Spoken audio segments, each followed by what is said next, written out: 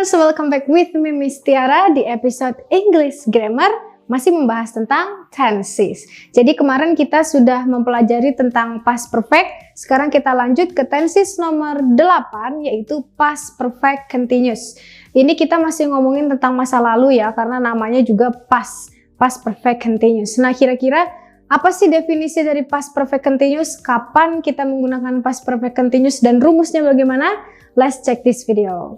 Past perfect continuous, dari namanya aja kita bisa lihat past berarti adanya di masa lalu, perfect berarti finish atau sudah selesai dilakukan, tapi continuous dan masih berlangsung. Kira-kira gimana ya? Bikin pusing ya? Oke, sekarang kita lihat aja definisinya. Definisi dari past perfect continuous yaitu activity that began, was in progress, and finish in the past. Jadi aktivitas atau kegiatan tersebut ini dimulainya di masa lalu, sedang terjadi atau sedang berlangsung juga di masa lalu, dan selesai juga di masa lalu. Jadi maksudnya gimana ya? Bahwa kegiatan tersebut, we can see here ada garis panjang di sini. Ini adalah present atau kita di masa sekarang. Sedangkan ke belakang itu namanya past, garis yang ke belakang. Dan ada lagi garis ke depan itu future. Kalau kita posisikan diri kita di sini, ke belakang itu past, maka kejadian past perfect continuous itu adanya di sini.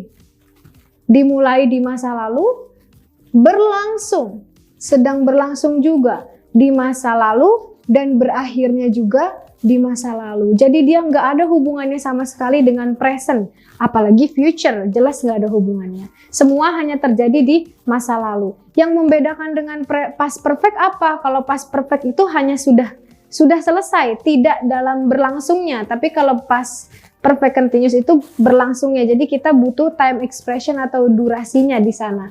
Sebenarnya sama halnya seperti present perfect continuous, cuma bedanya kalau present perfect continuous ya dimulai di masa lalu tapi sekarang masih terjadi. Kalau ini past perfect continuous dimulai di masa lalu dan berakhirnya juga di masa lalu, itu yang membedakan.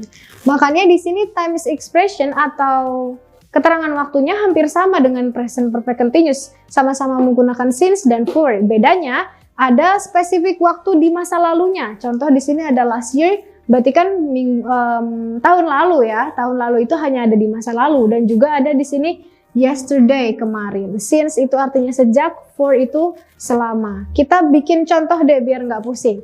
Kita masuk ke verbal sentence, kalimat verbal ya. Ada verbal dan nominal, ada positif, negatif, dan interrogatif. Apa sih ciri khas dari past perfect continuous? Ciri khasnya itu ada had, been, dan verb ing. Ada had, been, dan verb ing. Itu selalu ya. Had dan been ini berlaku untuk semua subjek, jadi tidak terkecuali. Mau I, you, we, they, ataupun she, he, it tetap menggunakan had dan been. Jangan lupa verb ing. Nah, kita lihat contoh di sini. Misal kita ambil subjek we, kita. We had been working. Kita telah bekerja. Maksudnya telah bekerja itu kapan? Telah bekerja dimulai dari masa lalu, sedang berlangsung di masa lalu, dan berakhir juga di masa lalu. Berarti sekarang kita bekerja atau enggak? Enggak. Jadi di past perfect continuous ini kita hanya menceritakan kejadian, bukan memberikan informasi, hanya cerita aja bahwa kita bekerja. Kapan? Dimulainya di masa lalu, berlangsung di masa lalu juga, dan selesai di masa lalu juga. Nah, kalau kita mau tambahin time expression, misalnya, we had been working since February last year. Berarti kita telah bekerja sejak Februari tahun lalu. Jadi tahun sekarang kira-kira bekerja apa enggak? Udah enggak, karena sudah finish di tahun lalu. Atau contoh lain, kita ambil subjek she. She, kira-kira headnya berubah atau enggak ya? Of course tidak, karena head itu berlaku untuk semua subjek. She had been working. Dia perempuan telah bekerja. Kapan? Di masa lalu. Dimulainya di masa lalu, berprogres atau berlangsung di masa lalu, dan finish atau selesai di masa lalu. Kita coba pakai time expression. Di sini pakai for. For itu artinya selama. Oke, kita ambil contoh menggunakan time expression for di sini. She had been working for 2 hours yesterday. Dia telah bekerja selama 2 jam kemarin. Jadi sekarang masih bekerja atau enggak? Jelas enggak, karena kemarin. Kapan durasinya berapa lama? For 2 hours, ada 2 jam. Jadi dia dimulai di masa lalu, in progress atau berlangsungnya berapa jam? 2 jam, finish juga kemarin, yesterday. Nah, oke, jadi time expression atau keterangan waktu di dalam past perfect continuous yang sudah pasti pakai since dan for ya, sejak dan selama, tapi harus ada spesifik waktu di masa lalu. Kita bisa pakai yesterday, last year, last month, semua waktu-waktu yang ada di masa lalu kita bisa gunakan di past perfect continuous. Yang jangan lupa yaitu menggunakan since dan for. Oke, kita lanjut ke kalimat negatifnya. Jangan bingung kalau ada kalimat negatif, tinggal tambahkan not saja setelah auxiliary pertama. Contoh di sini kalimat negatif kita gunakan subjek you, kamu. You had been, masih sama. Tapi di tengah-tengah antara had dan been itu kita letakkan not. You had not, atau bisa kita singkat jadi hadn't. You hadn't been working. Kamu berarti lawan katanya telah, yaitu belum. Kamu belum bekerja. Kapan belum bekerjanya? Dimulai di masa lalu, berprogres di masa lalu juga, dan selesai di masa lalu. Jadi ada kemungkinan di masa sekarang dia sudah bekerja gitu. You hadn't been working. Untuk kalimat negatifnya kita pindahkan saja had-nya ke depan, hanya had saja ya. Been tetap di belakang. Contoh kita ambil subjek they.